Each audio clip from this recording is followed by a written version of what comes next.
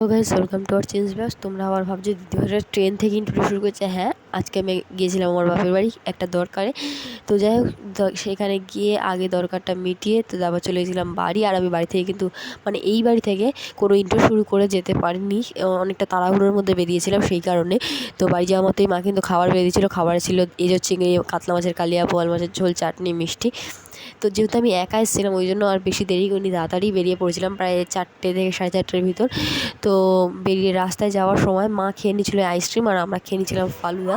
যেহেতু বাড়ি চলে যাচ্ছি আমি, তো মা বললো চল একটু আইসক্রিম খা। তো সেই জন্যই।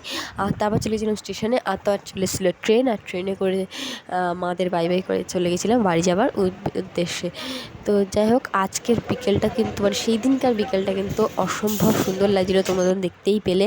আর যেহেতু আমি একা এসেছিলাম, ওই দিনই গিয়েছিলাম আর ওই দিনই সন্ধ্যের মধ্যে বাড়ি চলে এসেছিলাম, ওই জন্য কিন্তু আমি মাম্মামকে সাথে নিয়ে